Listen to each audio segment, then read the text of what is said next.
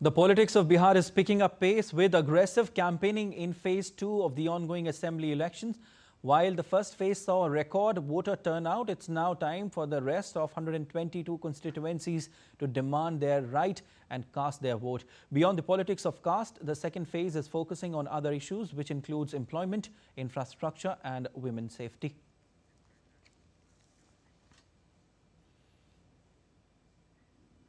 All right, and my colleague Deepika Mehto is joining us live from Bihar. Hi Deepika, a very good morning to you. Crucial second phase, Deepika.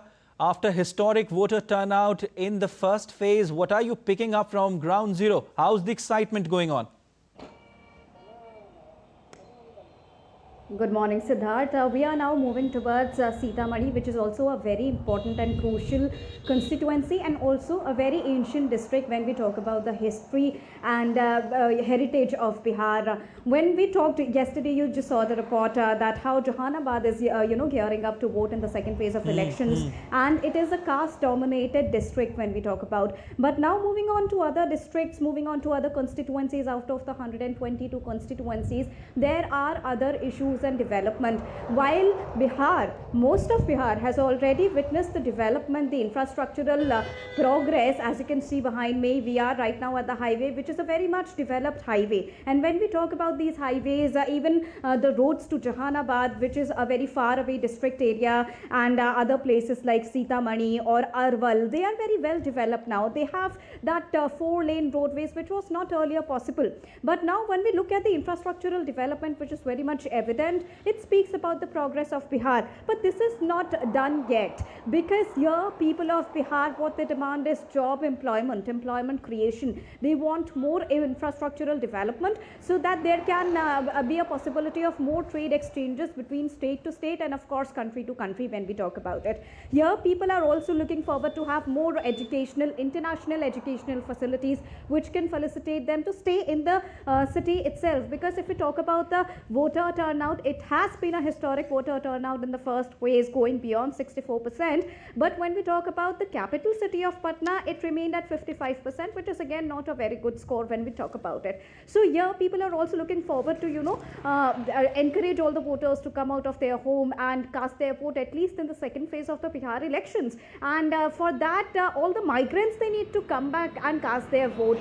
So infrastructural development, job, employment opportunities, they become the key issues here. Another key issue here is of course of women's safety, because we witnessed a lot of voter turnout in female category and the first time voters. It was only made possible because people felt safe this time to come out and vote. And particularly talking about Jahanabad, that got Naxal free straight from the year 2005 onwards. It was only made possible because safety and law and governance took cognizance here, took the center of attraction, took the spotlight here, and that is why all that safety measures were implemented. That of course resulted in a great voter turnout. We are expecting the same result to take place in the second phase of polling as well, Siddharth. Definitely, we'll have to wait and see whether the voter turnout in the second phase will cross the voter turnout in first phase. Deepika, you were telling about the key issues. What are people's demands? What are they saying? What do they want? What are the sectors they are looking at, Deepika? I just talked about it, Siddharth. What people want here is of course job creation, infrastructural development, better education facilities and safety. These are the 4 key demands, and that we can see very much evidently in the manifestos of all the parties here, be it the NDA alliance or be it the Grand Alliance, which is the Mahagathbandhan, or the newly emerged Jan Suraj party, and of course the other candidates as well. But these 3 are the main candidates across the entire constituencies of Bihar, the 121 constituencies that went into polling in the phase 1 category, and the rest of the 122 constituencies as well that will go to the poll on the 11th of November.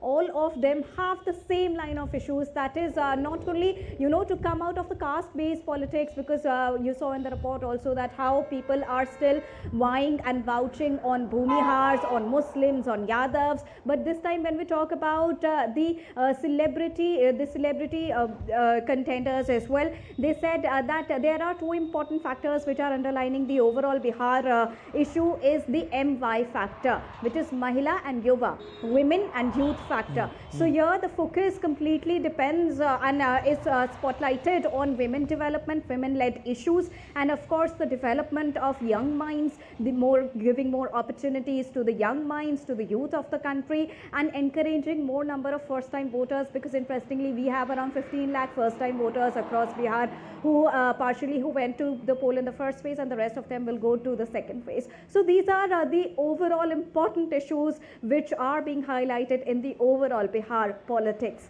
Siddharth. So since you are at ground zero, Deepika, I want to ask you that which way is the wind blowing? You know, as far as these elections are concerned. What do you say? It is too early to say that, Siddharth, because we just had the first phase of election. When we talk about the wind, of course, and the mandate of the people will go to the party who will not only promise development, but who has showcased some sort of development, and it varies from district to district, it varies from constituency to constituency. Patna is altogether a different constituency. It has already witnessed its share of own development, but when we talk about Araval, when we talk about Jahanabad, when we talk about Sitamarhi, all of them have different level of and speed of progress when we talk about the infrastructural development, job employment creation, and especially there is a very stark contrast between cities like Patna and villages and districts like Araval. So while Patna is a very much developed city out of the entire state of Bihar, Araval still needs a lot of development. There are women-led issues, there are education-led issues. So here, of course, when we talk about the mandate of the people, that will only decide the wind of this election and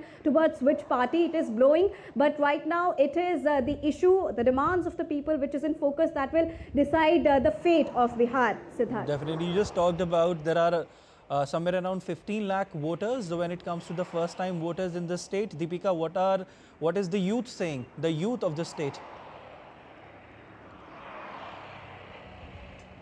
The youth demands job creation. The youth demands infrastructural development. The youth demands more international educational facilities and international exchanges that can take place itself inside Bihar, and they don't have to go migrate to other cities, because that has been the key issue when we talk about the voter turnout in the city, in the capital city of Patna as well, because many of the people here migrated because of more job opportunities, more employment opportunities, and more educational opportunities and possibilities to other states outside Bihar. So here the key demand of the youth is, of course, not only giving them safety, but giving them educational, educational benefits which they can get itself in the state of Bihar, so that they don't have to move outside. Definitely too early to say which way is the wind blowing. These are the crucial elections. Phase 1 has recorded a record voter turnout, and we'll have to wait and see how the phase 2 will go. Thank you so much. We leave it there, Deepika.